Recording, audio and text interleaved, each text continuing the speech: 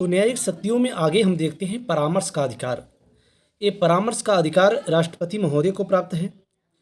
अनुच्छेद 143 के तहत राष्ट्रपति को उच्चतम न्यायालय से परामर्श का अधिकार दिया गया है।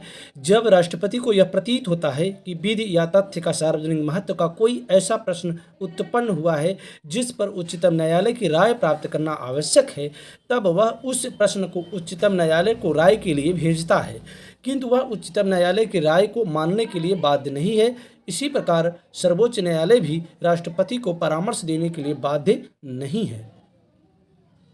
तो अनुच्छेद 143 ये बताता है कि राष्ट्रपति को अगर कहीं से ये प्रॉब्लम होती है, कहीं से ऐसा कोई प्रश्न उठता है जहाँ पर विधि से संबंधित कोई ऐसा महत्वपूर्ण प्रश्न है जो उच्चतम न्यायालय की राय के लिए भेजना आवश्यक हो जाता है, तो उस मामले में माननीय राष्ट्रपति महोदय उच्चतम न्यायालय की राय जानने के लिए उस मामले को भेजते हैं और माननीय न्यायालय उस पर अपना परामर्श देता है।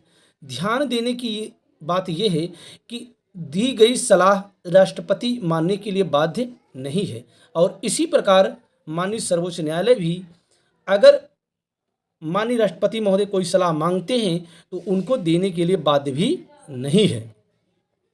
तो यहीं पर एक और खंड है, अनुच्छेद 143 का खंड 2 के तहत राष्ट्रपति को अधिकार है कि वह संविधान के लागू होने के पूर्व किसी संधि, समझौते आदि संबंध में उठे विवादों को सर्वोच्च न्यायालय के पास उसकी सम्मति जानने के लिए भेज सकता है। इसके अंतर्गत प्रमुख रूप से 1947 और 1950 के बीच हुए भारत सरकार और देशी रियासतों के समझौते आते हैं। ऐसे विवादों में न्यायालय के लिए परामर्श देना अनिवार्य है, किंतु न्यायालय के परामर्श को स्वीकार या अस्वीकार करना राष्ट्रपति के विवेक पर निर्भर करता है।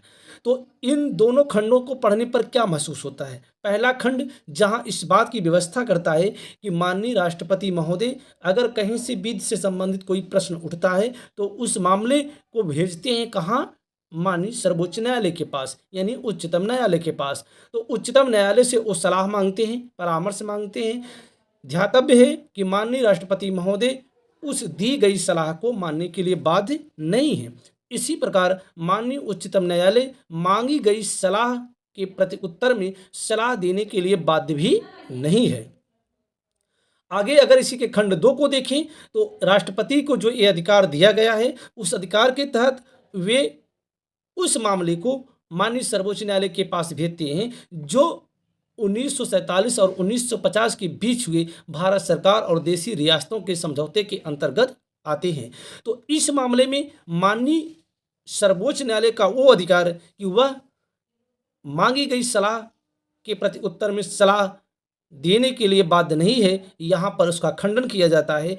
इस मामले में माननीय सर्वोच्च न्यायालय को परामर्श देना अनिवार्य है, लेकिन यहाँ पर राष्ट्रपति महोदय को वो अधिकार प्राप्त रहता है जिस अधिकार के तहत वे माननीय सर्वोच्च न्यायालय के दिए गए परामर्श को स्वीकार करें या अस्वीकार करें, यह अधिकार उनके विवेक पर निर्भर करता है, वो माने या ना माने।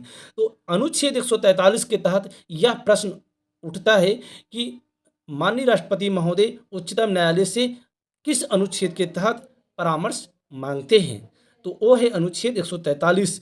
अगर अब तक आपने ये जाना था कि अनुच्छेद 143 के तहत माननीय उच्चतम न्यायालय परामर्श देने के लिए बाध्य नहीं है, तो यहाँ आप अपनी जानकारी दुरुस्त कर लें, क्योंकि अनुच्छेद 143 का जो खंड 2 है उसके तहत उच्चतम न्यायालय को परामर्श देना अनिवार्य है और वह इससे इनकार नहीं कर सकता।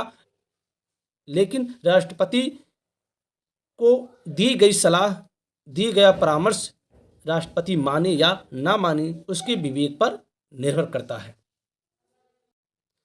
यहाँ आपको हम बता दें कि अमेरिका और ऑस्ट्रेलिया के संविधान में न्यायपालिका को परामर्शी क्षेत्राधिकार प्रदान नहीं किया गया है, लेकिन यह जो अधिकार भारतीय संविधान में शामिल किया गया है, सर्वोच्च न्यायालय को परामर्श देने का अधिकार, यह कनाडा के संविधान से लिया गया है। जैसा कि आप जानते हैं कि जब परीक्षाओं में इनसे संबंधित प्रश्न आते हैं कि इसका संबंध किस देश के संविधान से है या ये व्यवस्था किस देश के संविधान से ली गई है, तो ज़्यादातर सर्वोच्च न्यायालय का जो मामला है वो अमेरिकी संविधान से लिया गया है, लेकिन यहाँ पर जो परामर्श देने संबंधी अधिकार सर्वोच्च न्यायालय का है, उच्चतम न्यायालय का है, वह अमेरिका के संविधान से नहीं लिया गया है, बल्कि यह कनाडा के संविधान से लिया गया है। उल्लेखनीय है कि राष्ट्रपति द्वारा उच्चतम न्यायालय को परामर्श के लिए निर्देशित किसी मामले की सुनवाई कम से कम 5 न्यायाधीशों की संविधान पीठ द्वारा की जाती है। यह है अनुच्छेद 145 के पैरा 3। यहाँ से जो प्रश्न आता है कि संविधान पीठ का निर्माण किस अनुच्छेद के तहत किया जाता है, तो वो है अनुच्छेद 145 का पैरा 3। और यहाँ जो बात हम ये कहना चाहते हैं कि जो परामर्श देने संबंधी अधिकार माननीय सर्वोच्च न्यायालय को प्राप्त है, वह ऐसे ही परामर्श नहीं देगा। दी गई सलाह को या मांगी गई सलाह को, राष्ट्रपति द्वारा मांगी गई सलाह को वह एक पीठ गठित करता है, संविधान पीठ गठित करता है। और अनुच्छेद 145 के तहत, अनुच्छेद 145 के पैरा 3 के तहत इसमें कम से कम 5 न्यायाधीशों की बेंच होना अनिवार्य है।